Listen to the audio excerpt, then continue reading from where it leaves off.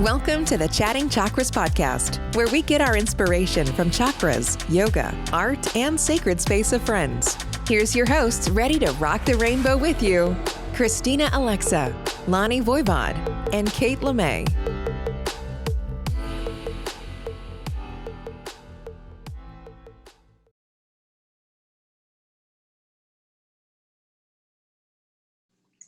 Hello, everybody. Welcome to our second week of chatting about chakras. Or I don't know if I changed the name already, but that's okay.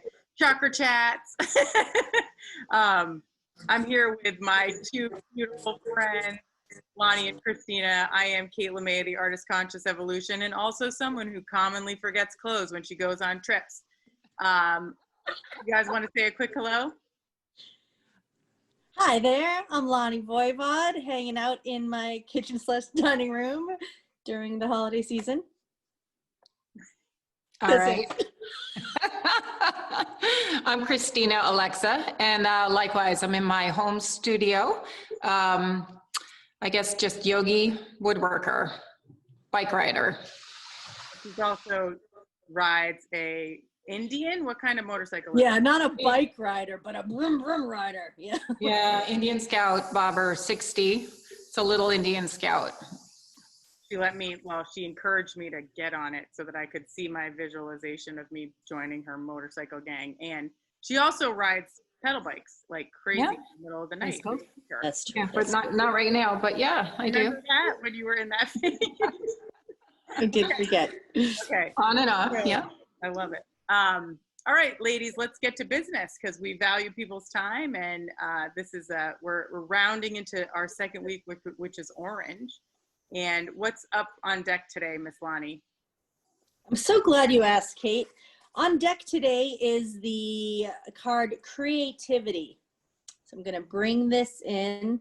Here's the painting and the mantra, which we'll get to in a second. And Christina is going to be the beautiful person reading.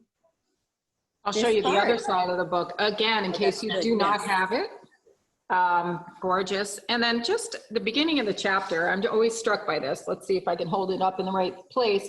Every chapter there is a nice list of each journey. Every single one of these cards is a journey and can be contemplated on its own for as long as the medicine needs to be with us, right? So right now we advance from root into second chakra, Spadhisthana. And remember, a chakra is a wheel or a disc. It's a Sanskrit word, chakra or chakra, as Kate has pointed out to us before. It's pronounced both ways. And it's just is it okay if I just pause for a moment and say what this is? Because if we think of ourselves as a network of energy, light fibers, right? Think about our vascular system. We've got blood flowing through our veins, right?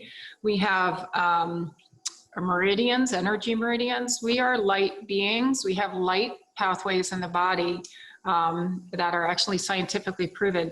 And just like a major interstate highway with all of the on and off ramps everywhere, and think about going into a city and maybe you're on a bridge and there's all these layers of roadways. Every time a light pathway crosses another one, there's an accumulation of energy. Just like in those roadways, it gets really intense to drive up to those intersections. But with our light pathways, the more that cross, the more voluminous the energy, right? Until we have an expression of energy. And it's round, right? It's like, because it comes from core out. So that is a chakra. We have bazillions of them in the body. That's not quite scientifically accurate, but it might be. We have 7 main ones and more. Right now we're advancing from root at the base of the spine, second chakra, which is just below the navel, the sacral chakra, where your sacrum is located, lower back, our reproductive organs, etc. Okay, this is a really fun place, creativity. This is a symbol of the right and left hemispheres of your brain. The synergy of the sides working together is where the magic, creative aha happens. Relax and engage both sides of your brain. Welcome the divine And then recognize the gifts that are bestowed. And if it's okay, I'm going to read that again. Relax and engage both sides of your brain. Welcome the divine. And then recognize the gifts that are bestowed. The mantra is, I act with inspiration, in spirit action. I love that so much.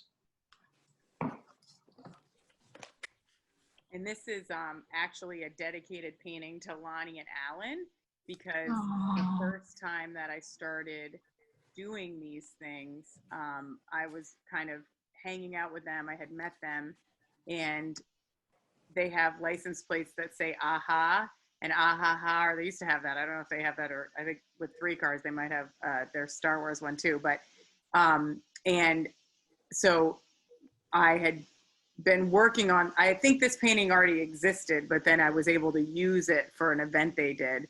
And so whenever I think of it, I think of Lani and Alan. So Alan is Lani's husband.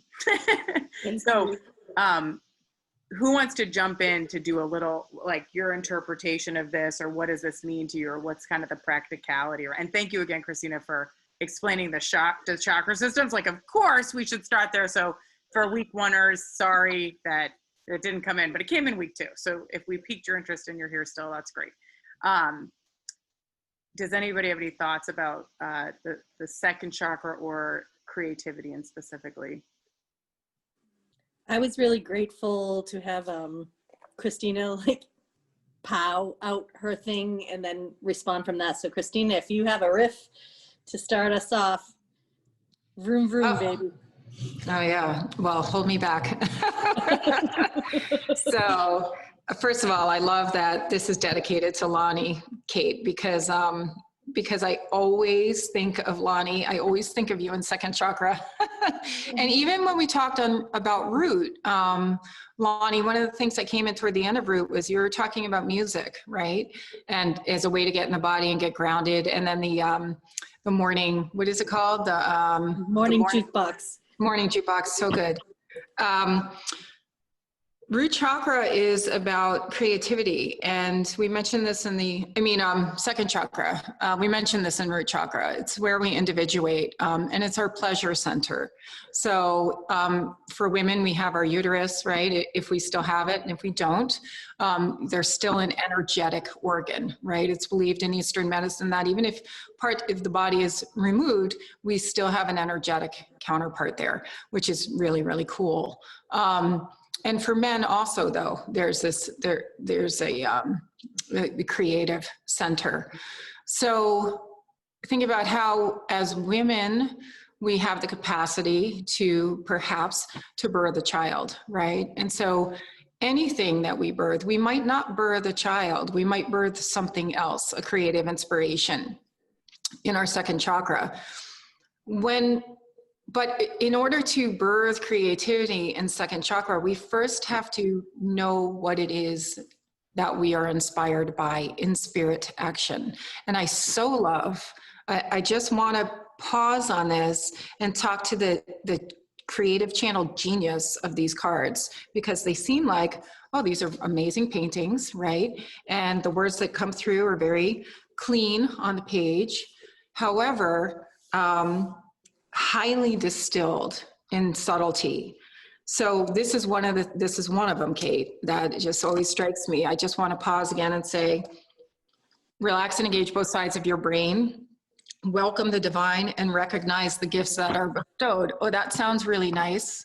But in order for us to find what creatively inspires us, and very connected to heart chakra, okay? So it has to be something that's authentic to our own hearts.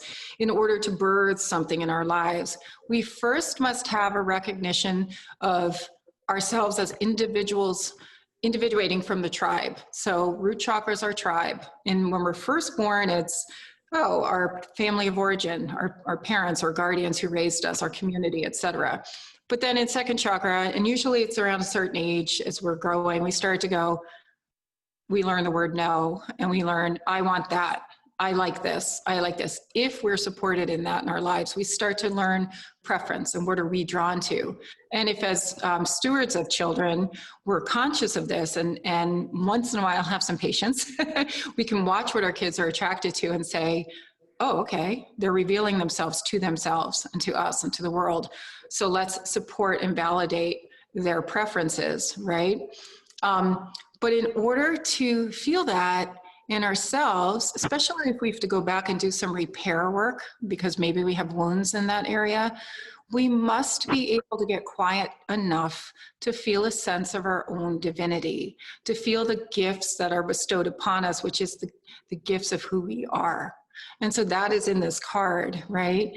And I will just say personally, if it's okay, I was a person who grew up very, very shy and very afraid to develop preference, even though we all have it, meaning preference is a stage. And when we work with non-attachment, we work on letting go of preferences, but let's not go there yet. Let's just say that, was it okay? Was it safe for you? And this is a good reflection as a child. Were you really supported in figuring out who the heck you are, right?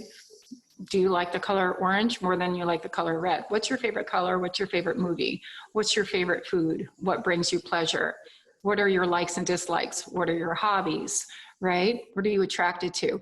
Are these all quick answers for you that are very rooted and grounded? Or are they, wait a minute, there's a little mental confusion. I think maybe I like this, but I'm not sure if I should say that. Is that okay to say? But really I should be liking this instead. What does everybody else like, right? Those are indicative of, when we go into mental inquiry, maybe a little TLC needed in second chakra, a little tender loving care, because it's safe to sit in second chakra, balance the left and right sides of the brain, become open and receptive to hear the divine gifts, but recognize that those are our divine gifts, right? And so when we connect to the divine gifts of ourselves, then we know what we want to ground, right? What we want to creatively birth in this life. Like I said, I could talk about second chakra forever, but I think it's a really important step in our journey. It's a super delicious one. Our sensuality is here, and that alone can be a really triggering topic or a really expressive one. Our balance around fire energy, right? Are we overexpressive with our fire? Are we underexpressive? That kind of goes into third chakra too. So I'll stop here because I started by saying I always think of you, Lani, in second chakra, and I know you have a lot to say here. I do. Yeah.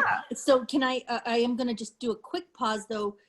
There is a strange sound that is happening, and I just want to check in with you guys. Just did you hear it? Like it's rattle? Is there anything weird going on in your audios or no? Let me mute because my son might be running water upstairs and it can make a sound. That's what I'm hearing. I'm hearing a lot of hissing. I'm like, which is funny because that's second chakra. You're like, oh, we're into the pleasure zone. So I like that the universe gave us a nice audio of like, get ready for the pleasure zone. I know it's not pleasure. We're in creativity. I mean, it's all pleasure, ladies. Yeah, so this card, obviously, so grateful for this, Kate, because what Kate Lemay, Artist of Conscious Evolution, didn't mention is, I think the event was in 2012, and she was kind enough to sit at a table all day with what, 200 people and make 200 pieces of a very specific version of this piece of art to gift to the 200 people, celebrating the AHA inspired action, divine insight plus inspired action is how Alan and I were communicating the idea of creativity, of hemispheres of the brain. The AHA is divine insight plus inspired action, which is representing left brain and right brain. Left brain is the place of logic, of math, of analytics, a beautiful important part of being human.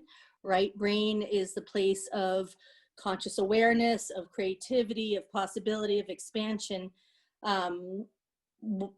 most of us may play with preferences during the course of our lives of what we may lean to more naturally. But as this card represents, it is the unification, you know, the yoga, the yoking of these two hemispheres that that create the magical, you know, it's 1 + 1 = infinity. You know, it's something much more beautiful and divine. And I love, as you were saying, Christina, the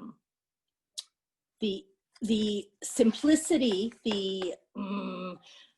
there's a word I'm trying to grab right now, but it's not, she distilled things so beautifully in explaining these concepts through deep meditation, through years of work and practice. And it wasn't all pretty, right, Kate?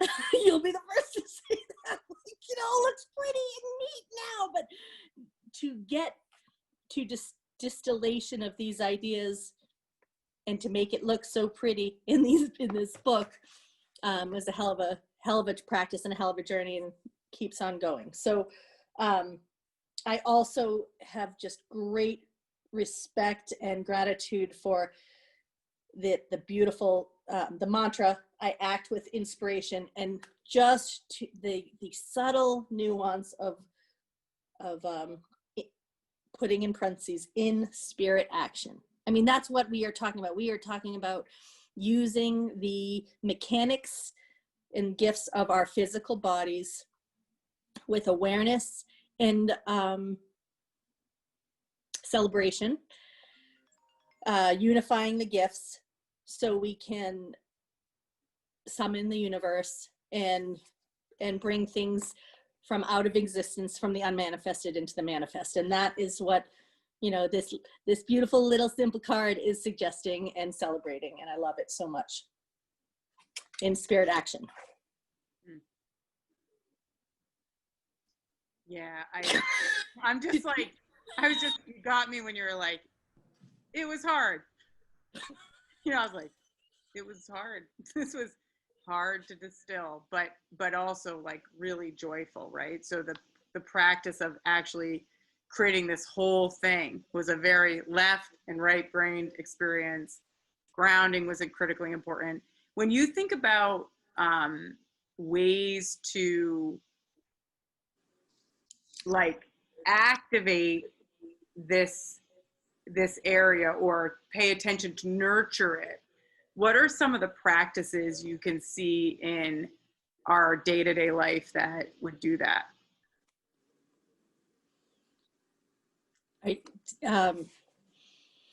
Yeah, so all that is the chit chat of creativity. It's funny. Creativity is a trigger word for a lot of people. I would say it is an exciting word for some people and a trigger word, because when you meet people, oh, just tap into your creativity. You either are like, you know, Kate will be like, yes, you know, but I've so many lovely humans like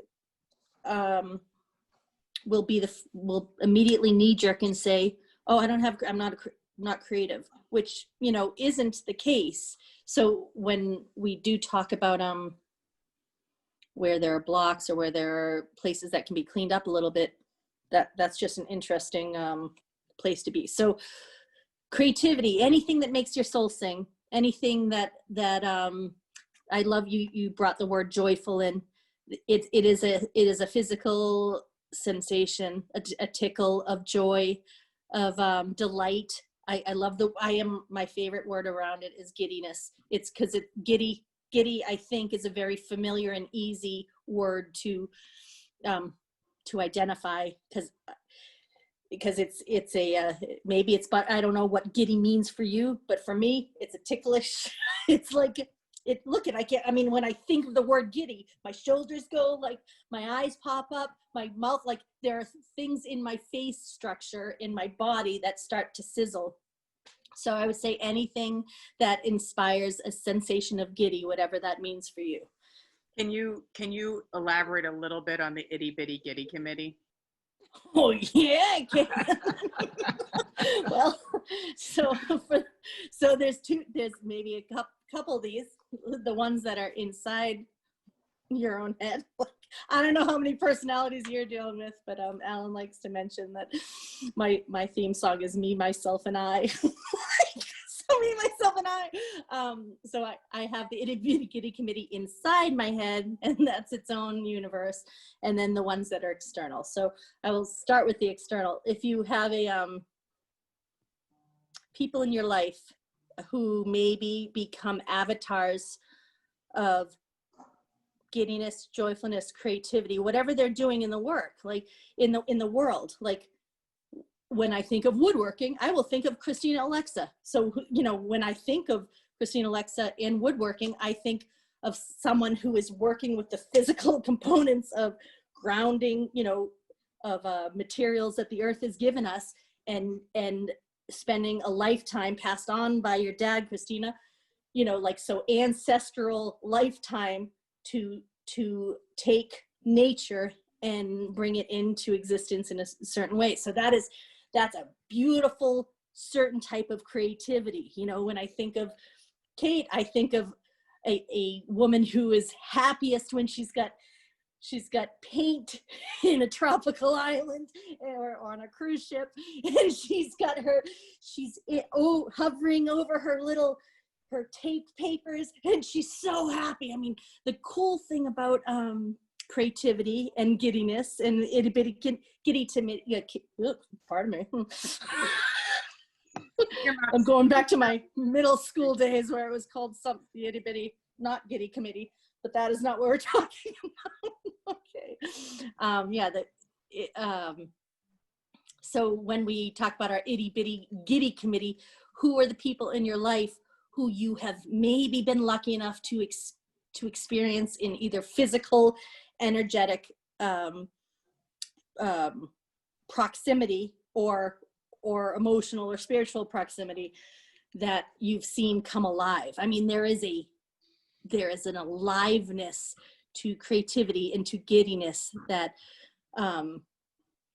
you get to experience through people when they are doing the thing they like to do, not the shoulds, not the coulds, not the things that they, when we get past all that, like, where are we? Like, you've seen me, I play my ukulele. Like, when I am unencumbered by all the shoulds or am I good enoughs and all that, like, my happiness is being in the middle of a song playing my ukulele. Like, that is next to a campfire with a lot of your friends. Yes, like yes. Oh, yeah.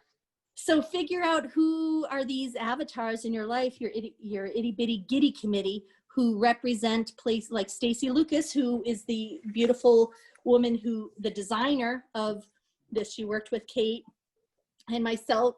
Like, we got to sit and hang out, like, and figure out art and color and fabric and stuff like that. She is a muralist, she has so many places that she becomes alive and giddy when she's creating. Some people, their creativity is through giving to others. I mean, there's literally no cap on what creativity or giddiness might mean for you. It's when you feel, most alive. So know your avatars, know your people, know your itty bitty giddy committee. And then also, if and when you're ready to meet the players inside your soul, like you can have your own itty bitty giddy committee within you. That one doesn't get elaboration, or well, does it? A lot of people don't understand that one. No, just kidding. Oh, they're not. Well, I would just elaborate a little, maybe. Okay, let's see. I know. Just in case, I don't know. I know a friend who maybe. So sometimes we go on rides with hormones or weather or all these. So different parts of you might show up on any given day, right? So the tool that worked yesterday to engage or inspire or nudge your creativity may not be, it's not always just one thing. So your inner itty bitty giddy committee is best accessed and communicated through awareness, you know, stillness, and I will say compassionate surrender, and getting rid of the word should. So you can, with so much grace and acceptance and beauty, have a gentle conversation with your soul, and you're like, hey, anything giddy happening in there? Who wants to show up? So you have these maybe fun, playful, or very strange conversations with yourself, and you remember that you bring in the idea of ahimsa, non-harming principles. So if you're in your gentle, giddiness does not want to play with judgment. It wants to play with grace. You know, giddiness wants to play with acceptance. Giddiness is you unfettered, without concern for what other people think, and sometimes that other person is you, and most often it might be you. Yes. Yeah. So you're like, oh, you have this little nudge to go do thing that's good. Say you're not in the best of spirits, let's just say, or you feel not in the best of spirits, because we're not going to label or layer or judge the feeling, right? It's the sensation, but it doesn't feel like alive and alert and like bleh. It's more like slug terra, you know? And so you're in that moment and you're like, okay, it's not that you've honored it, you've gotten aware, you're being compassionate, ahimsa, you're practicing non-harming. And then it's like, it might say like, you know, go look at, like for me, it would say like, go look at this book, or like, go listen to this particular podcast or something funny. And you're just like, it's indulging that slight preference. So kind of going back to what Christina was saying about the individuation, like, I truly think, like Christina, I think between the two of you, you have brought me to new levels on this card, because ultimately, if you never felt safe to individuate, you are not going to feel safe to be creative. And so that if you are one of those knee-jerk, like, I'm not creative people, like, alarm, jingle bells, like, we found a spot, you can play here, like, this is a good card to play with. I think everything Lani's speaking about essentially is indulging preference and giving permission for you to say yes to your own yeses, which, like, the beginning of this chapter, Christina, if you look across the page from the one with all the words, it says, what does it say? Yes, yes, yes, yes, yes, yes, yes. And like, that's our quote about orange, because, and actually I didn't, you know, whatever. That is why the whole process is so magical, because it is such an unfurling of intuitive declaration. But my awareness even about what that was all about is still unfolding every day. Like Christina said, every single one of these cards could be a journey for the rest of your life. Christina, do you have anything to add with all of this? Oh, I just love listening to both of you talk, and I love everything that Lani was bringing in. Just made me write notes as well. And just to comment on that place, because I know a lot of people who are in my world who are very sort of left brain and go, I'm not creative, right? But I'm an engineer, or I'm this, I'm that. And I always say, take 10 or 20 or 50 steps back. We are all creators. We create our lives. We are creativity in motion. That is, I mean, this heart for now is pumping and the body's vibrating and the brain is thinking. That is so creative. We are all creators. So it's really how do we define creativity? Let's take the definition off creativity, especially if, as Lani's saying, it's triggering. And in second chakra, we may actually also need to, it's a lot about believing in ourselves, but redefine the words or redefine the concepts that don't work for us. So if creativity, your definition of creativity doesn't work for you, redefine it. I had to redefine because lots of times our definition and our being and our belief system is not from ourselves. It's not from our own exploration. It's we've either absorbed from our upbringing or it's been handed to us. And that can lead to, sometimes that can help entrench us in our wounds a little bit. And because I do a lot of I have done a lot of work in my life with people on kind of moving through old blocks in the chakra system, like old blocks in our emotional body, mental body, spiritual body, physical body.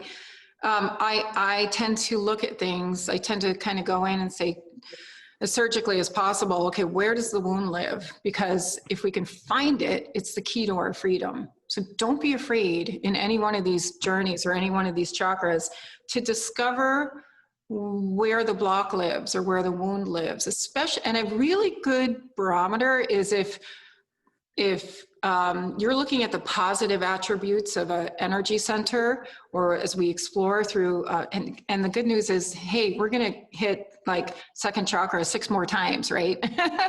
At least. There's so many different ways to look at it. If you feel like your energy draining around when you look at the positive attributes of a certain chakra, there's a good chance that there's some little wound in there or block in there that wants your attention. And that's a good thing to discover, because once we sit with that, going back to engage both sides of the brain, welcome the divine, recognize the gifts that have been bestowed, dispose of what's in the way of that. So the quiet space, going into the quiet space. So I just wanted to say we are creators, redefine our beliefs. If that makes sense to you, awesome. If not, let it go. A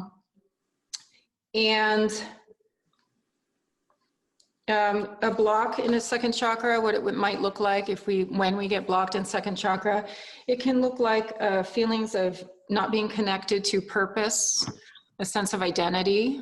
And again, ultimately, we want to release any sense of any identity, right? When we go down the path. But for a while, we need to feel a sense of identity to use it as a tool for growth and creativity, right? So if we're not feeling connected to purpose, identity, sexuality, creativity, pleasure at all, maybe because we're not connected to those from our authentic self, because there are layers in the way of that, we will still seek those places out, because the second chakra is still going to go, but I want this, I need this to thrive. So we'll start indulging in things in second chakra, like a misuse of our fire energy. Like we'll start like overindulging in sexuality, or, reaching for lots and lots of sweets because we need pleasure and joy, but we don't know how else to get it other than through food, which is also an awesome way to get it, by the way. But if we're relying on just that, we probably need a little more joy in our life, a little more pleasure. I, coming from a workaholic family, am most comfortable in my root chakra-ness working. Love to work, all work. And then when I met my life partner, he just stood back. He's also a worker, super grounded in that place. But he was like, don't you ever play? Don't you ever play? And I exploded into adventure. And my play looks like serious adventure. I like to fly in airplanes, and I like to travel, and I like to get on my motorcycle. I had to seriously unlock my second chakra in ways I hadn't for a long time, because I felt safer in the ancestral route, like you were mentioning, Kate. So it's important to know what the blocks look like in case they're activated for us, because they will be on purpose. And when the blocks are activated, it's just like a stop sign. We're driving down the road, maybe we're driving down some road over here, but there's a stop sign.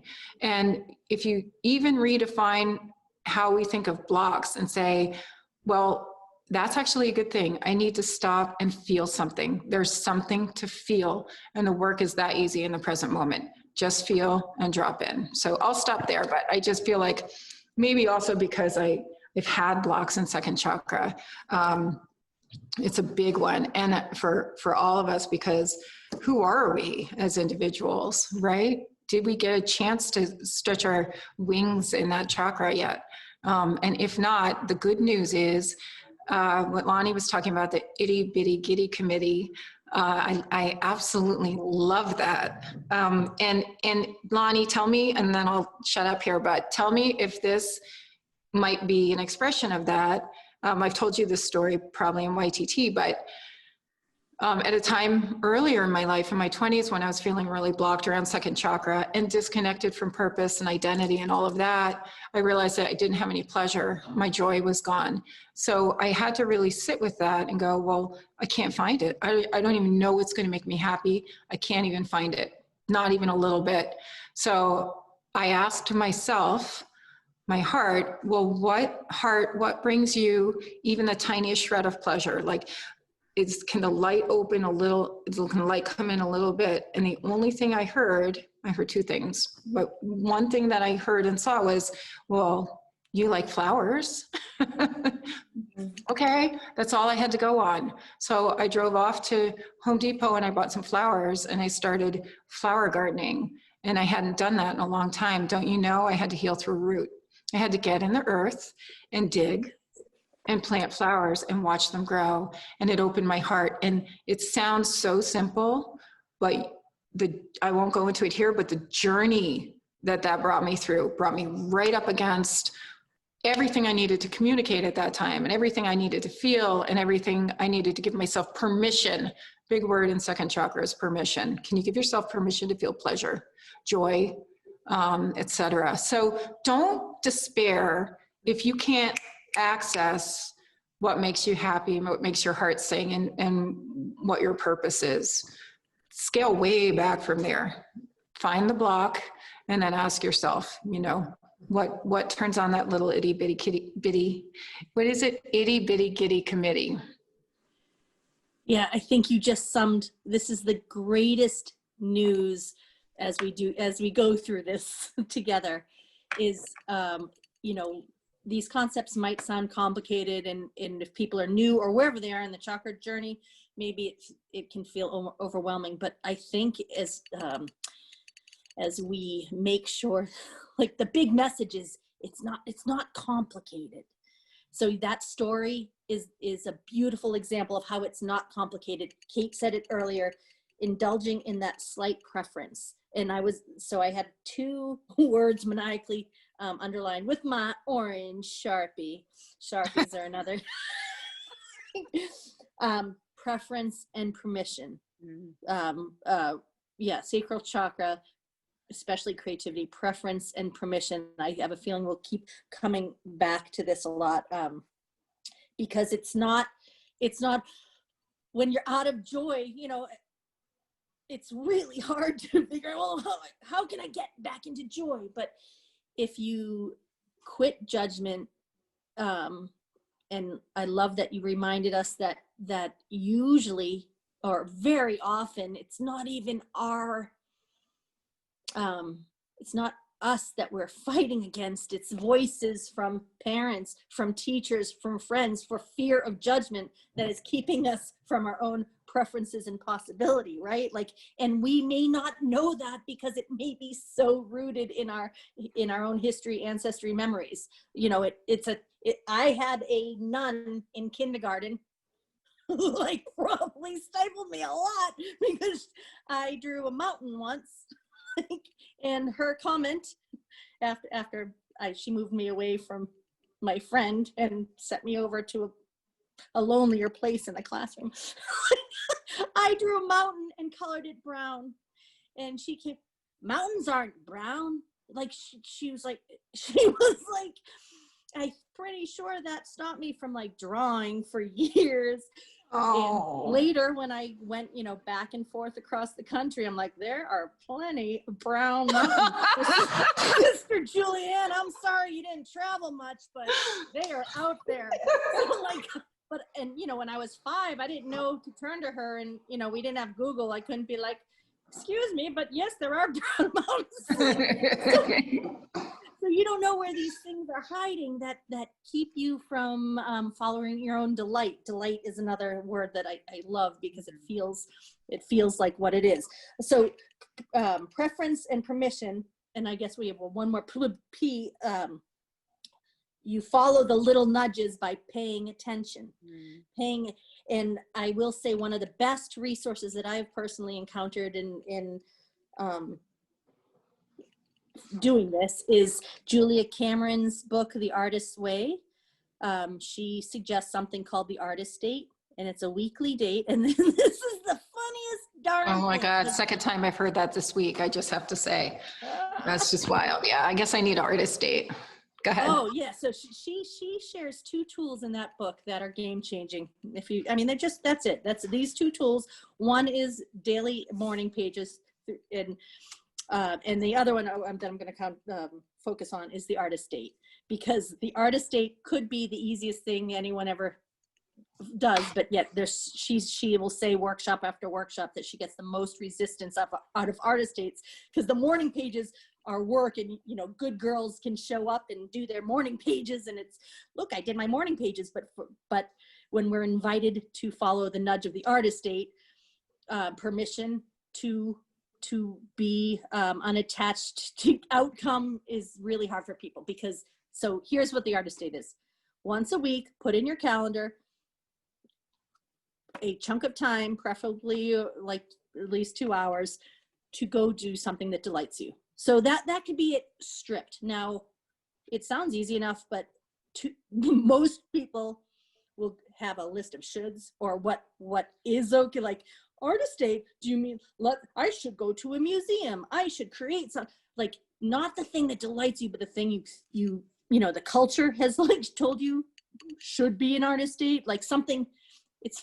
Because the other rule is, and I say rule loosely, I'm not a huge fan. Look, my throat chakra just closed up on the word rule. Well, the other rule is that you do this by yourself. So can I go with a friend? Can I multitask? Can it be something, on my to-do list? Like, we really have a tough time getting off the to-do list into the to delight list, I will say. So it brings you to the nudges. So as you are aware of preference and permission, and you pay attention, you were given the gift in that story, Christina, that nudge that I like flowers. So there might be a monkey mind, well, that's too simple too. But like an artist date would be like, go look at flowers somewhere. Like, well, that's not enough. Is that enough? Like, and then there's all this stuff. Yes, that's enough. Because, when you were given nudges, it's by following the little breadcrumbs, right? You don't need to know the whole journey. You don't need to know the whole thing. Go look at flowers. And then if you have a bunch of judgment in your head, well, this certainly isn't changing my life, then you're not looking at flowers. You're too busy saying why it's not good enough, right? Like, go look at flowers. As you're looking at flowers, which one draws your attention? That one. Can you lean in? Can you smell it? Can you I'm thinking about your story, this story, or just how simple this analogy is making me almost want to bawl right now, because it's touching something. It's just so simple. And yet we fight it so hard. Oh goodness, that is a lot of. That's second chakra. Second chakra is emotion and flow. That's second chakra. That's it. Your heart open. Didn't forget to say emotion and flow. So thank you, universe. That's it. Hey, it's like God. Hey, just go look at flowers. Shut up. Go look at flowers. You gotta do. Stop questioning it. Oh. Not that God would say that. Well, no, God says it every day. Yeah, he wouldn't necessarily say shut up. Well, he might. Mine does. Mine does is like, mine does a lot of eye rolling with me.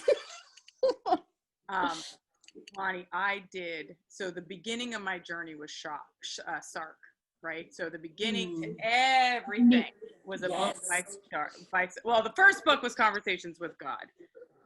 And what's that? Celestine Prophecy, when I was like 17 or 18. Man, you know what? I was 20, because I was in Australia and I'd had the book since I was like 16. Someone gave it to me who had lost their father and passed it on, and I just never ever read it. And then I was ready, right? And that book started the journey. And then it was Sark, and then it was Julia Cameron.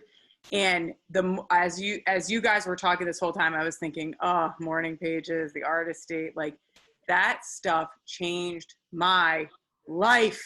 It changed my life because when you do it, so this is the irony, you know, there's like 8 gazillion things you can do. 8 gazillion, like you could never know everything and you can never do all the things. You just can't. And if you look at my like to-do list, I've realized that like I can do like one thing, you know what I mean? I can be committed to one thing, which is why all my other mandatory to-dos that I feel like are to-dos, they will not happen because I can only be really disciplined and practiced about one thing. And there was a time when I did morning pages, I want to say almost for a year, you know, and artist dates.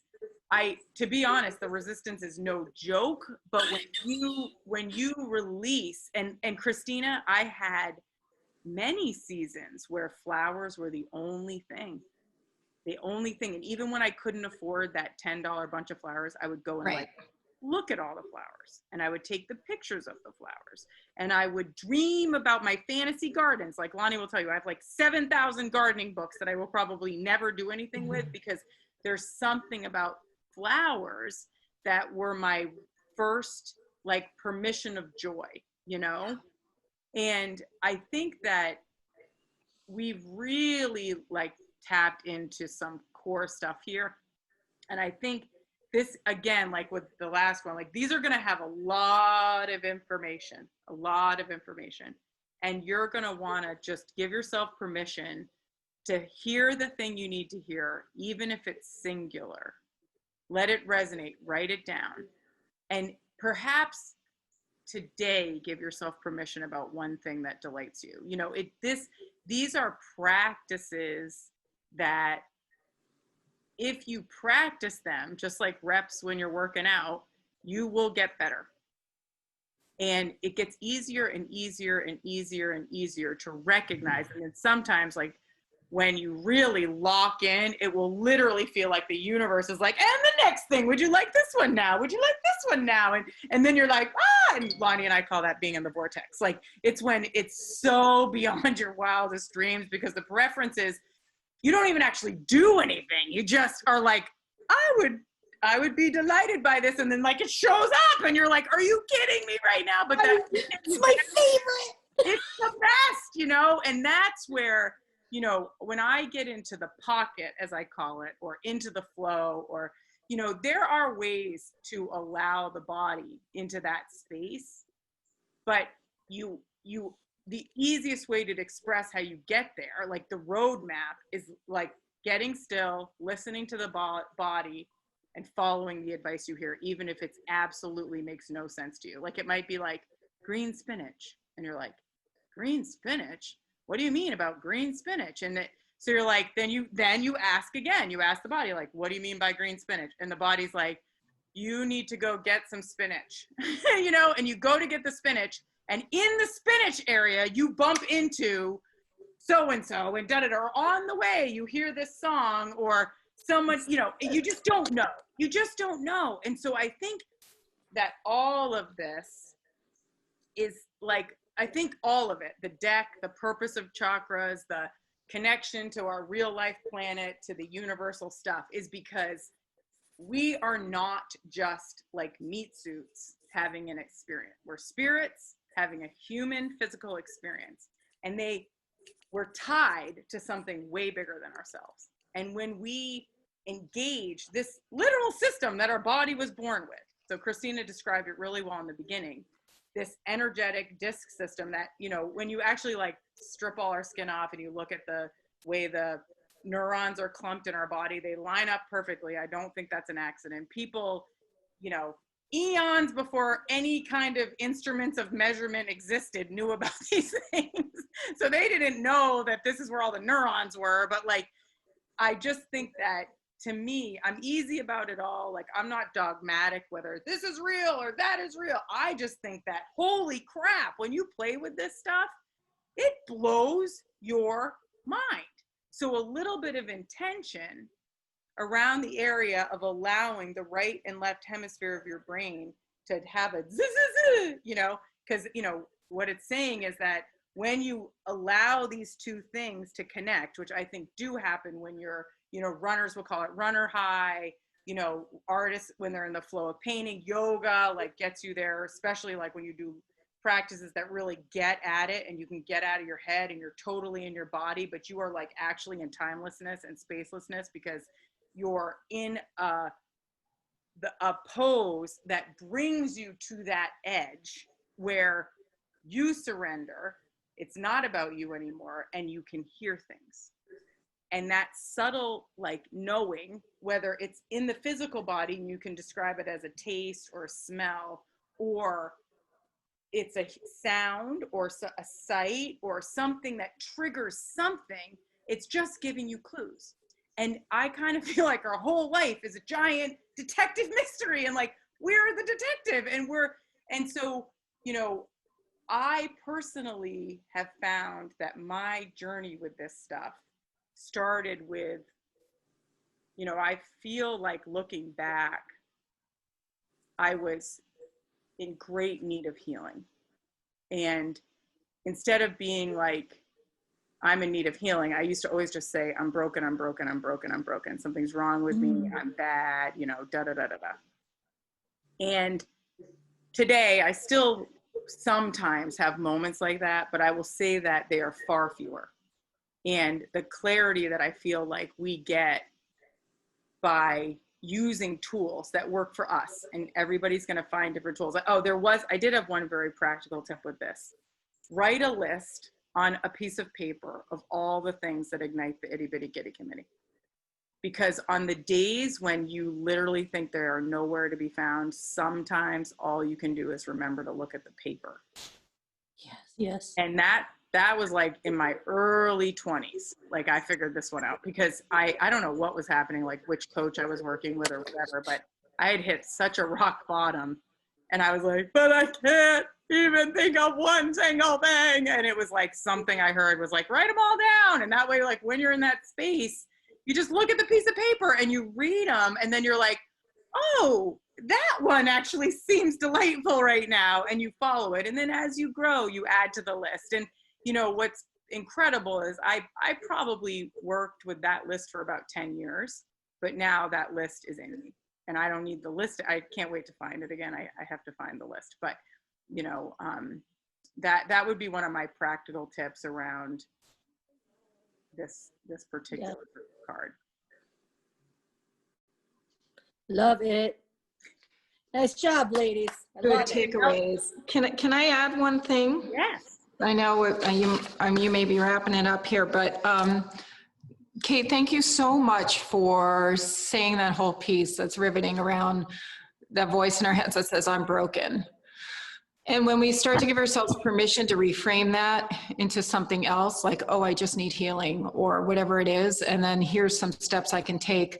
All of this work, I feel like a couple things came through when you were both talking. One of them is we're kind of,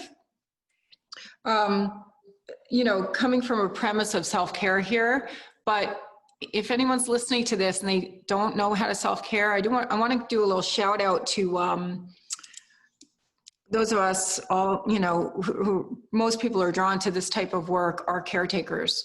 And so this in second chakra, that's a big caretaking chakra. So when we spend so much time caring for others, especially right now, healthcare workers in the world, or if you have parents that you're taking care of, or kids, or communities, or whatever it is, and that can be your default go-to place of, I'm really used to taking care of other people. It's in my energy system. It's what I do. We can start to leak energy in second chakra. Good news, to go back to, Lani's always helping me remember how to, I'm not good at it, but how to simplify a little bit. The good news is all we have to do is invert it. So invert that care. So I just wanted to give a shout out that second chakra is a lot about caretaking. And we have to remember to invert that. So it's as easy as whatever I'm giving everyone else right now, I'm going to pause long enough, like this card says, to invert that and give that to myself, even if I can only bear to do it for one moment. So for that one moment could be could create an epiphany. And then the epiphany could be something like, oh, I always tell myself I'm broken, but wait a minute, I'm going to reframe that. I just need some healing right now. So what can happen in the space of one moment of giving ourselves that space is phenomenal. So I wanted to give that shout out, and also to just affirm for all of us that when we rephrase things like that, when we stop telling ourselves what you were saying, Kate, which is I'm broken, I'm broken, I'm broken, we all do that, right? It can feel lonely for a minute if you feel like nobody around you, or if we've built up this thing where we feel like everybody looks at us because maybe we've been calling ourselves that, or maybe we were raised with that, I'm this, and maybe all the mirrors in our world mirror that back to us. If that is you, don't worry, mirrors shatter. And we can shatter those mirrors if they don't serve us anymore. But it must start with that deep inner work, and it takes a little bit of strength, like building an inner muscle of going, I'm not going to say I'm broken this time. This time, I'm going to believe that I'm not broken, that I am worthy of healing. And then when the next mirror comes up to you to challenge you and go, well, you're this, right? We dive inward and say, nope, but I'm not that. And soon that mirror will shatter, and everybody will step back in time. Those are the mirrors we've created around us. Doesn't mean that those people have to go away. They might just start looking at us with more curiosity because we're changing from the inside out. So, and my other takeaway from today is to-do list becoming the to delight, not to do, to delight. I think you two are flipping amazing. I'm so lucky to have you in my life. And so thank you for all your wisdom and knowledge. I just wanted to tell you my takeaways. You love it. Thank you so much. My takeaway is definitely like just the preference, permission, pay attention. Like I didn't realize there were so many. I didn't know there was so much P in the sacral chakra. That's second chakra.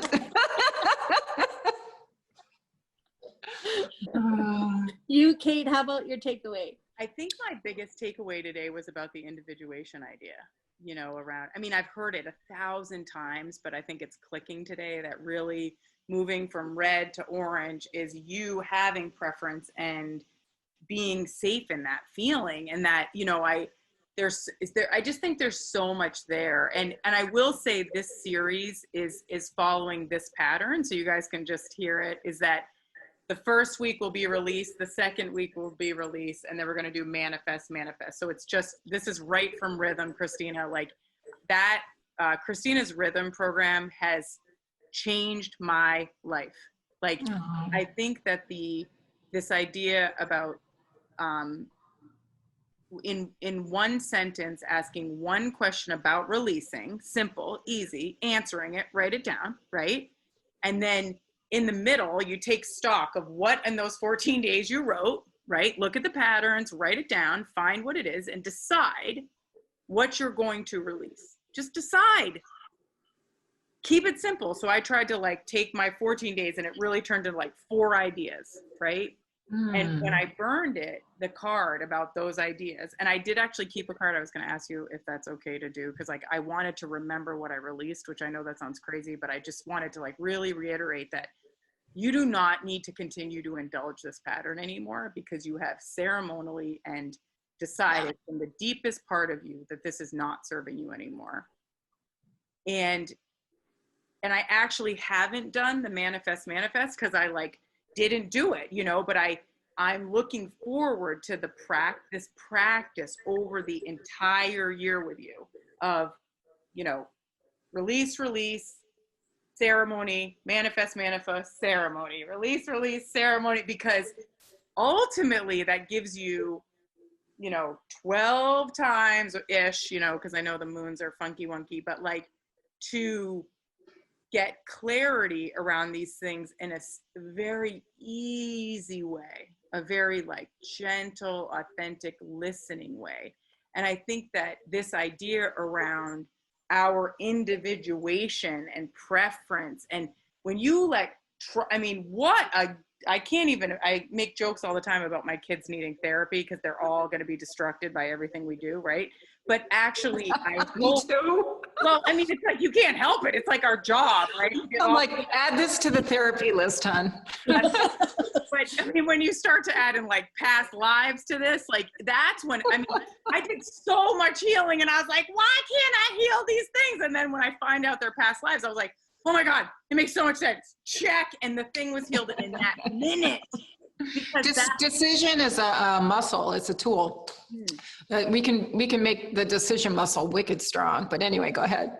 And I do think in some ways, like when I know, it's no problem. I make a decision, but sometimes I can flounder on that, you know, like because it, you know, whatever, you're afraid to lose what you have and you're not afraid, you know, you're afraid what's going to happen in the future. So anyways, that's probably my takeaway. And, you know, like you just said, Christina, this is so sacred for me to have this time with you two, and to know that these words are going to go into the world for others to actually hear the three of us having these conversations. I feel so grateful because these are like mini live and love things that you can just stick in your car and have anytime you want. So we can give this to our community. And, you know, obviously you feel free to share if you're hearing this and you're like, oh, you know, my cousin Janine could really use this, this talk. Like, these are for people to help people. So something that may not resonate, you know, for you might resonate for someone you know. So I couldn't be more grateful. I love the way you both think about this. It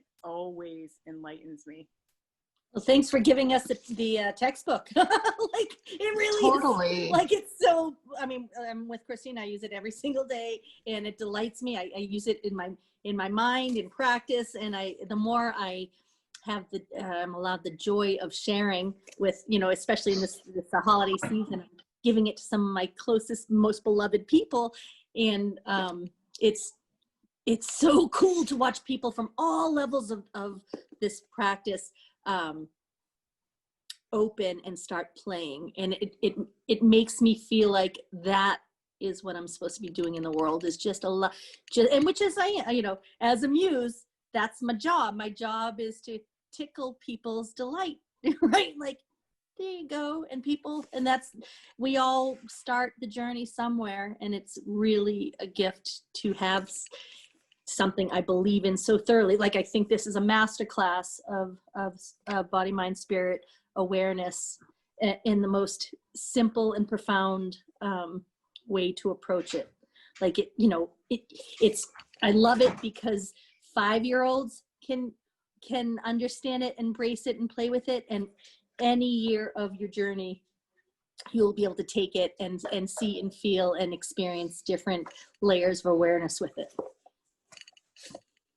And Kate, what you put into this, I get off, you know, as an artist in my own way, the fact that I know you, so I'm privileged enough to know a tiny bit of the process that you described to me as you're going through, the care around making sure that the feel of the texture of the pages and the cover, and that the color, you know, I know you worked with another artist for all of this, the fact there's so much in any creation, and we are amazing beings to create, but the amount of care that went into this, there's never a time that I work with this daily that I don't appreciate even the physical feel of it. I just love that texture. And can I just say that as people who channel a lot of, you know, we hear, feel, and see as any other human being can, all of us can do this. Thank you for the gift of this, Kate, because I know that when I teach, and I know this is the same for both of you, even though we might not be sitting with a group of people who are listening to this right now, you are so felt. I am feeling, and we're not bound by space and time. So in this space and time, we may be sitting here having this conversation, but your energy is popping in already, and it is felt. And I have felt so many different pings throughout this particular session from, I know, so many others who need to hear a certain thing, and it just comes through. And I'm so happy about that. So if whoever you are listening to this right now, if you are feeling those pings, know that you are felt. The things that, as Lani was saying and Kate are saying, you know, write down the things that stick with you and forget about the rest, because you can always go back and listen again, right? Or a piece of this might come in at a different time for you. We're not bound by space and time, and we are all connected. And I can't wait till we get to that that third eye one where it's the connected one. That's so good. So. Well, I'm so grateful for this time that we've had together. I could say like 8 gazillion more things, but we're going to wrap up for today. And I just want to thank everyone for taking the time to listen to this, because what do we say, Christina? When you heal yourself, you are healing for your whole lineage. Is that right? Yes, and if you can't find purpose in your own healing, if you think it's selfish in any way, please know that every time we heal something, our ancestors are standing behind us, who handed us this wound, you know, helped us. We come into this world with a wound that we want to have this experience. It's very productive. It's constructive. It's awesome to have a wound so we can work on it and heal and have a new experience, gain a new gem or a piece of strength. So our ancestors are in the background going, woohoo, you're doing it. I'm cheering you on. We heal it for ourselves and for our whole line. So imagine we're in that same lineup. We're with your ancestors cheering you on, and it's worth it. That's all I can say. Like, you know, the years of struggle, or it's not years, there's moments within the years that there were struggle, and there's always going to be. I would never expect it to just be like one certain way. How boring, right? So I'm super grateful for your time and attention and your willingness to pay attention to whatever resonates with you. Lani and Christina, as always, you two are my most goddess beloveds, although we do have a whole tribe of goddess beloveds, and you know, we are holding them all in our circle today, but there's no way we'd make this in a timely way if there was 8 of us. So we're sticking to 3. And I hope everyone has a blessed day, and don't forget to take little notes. Feel free to connect with us if you have any questions. Just drop them in to the chat below there, and we will catch you next week. Bye. Bye. Thanks for listening. Find us on social media at The Chatting Chakras Show and at www.katelemay.com. Check back weekly for new episodes, where we are always celebrating enjoying the journey.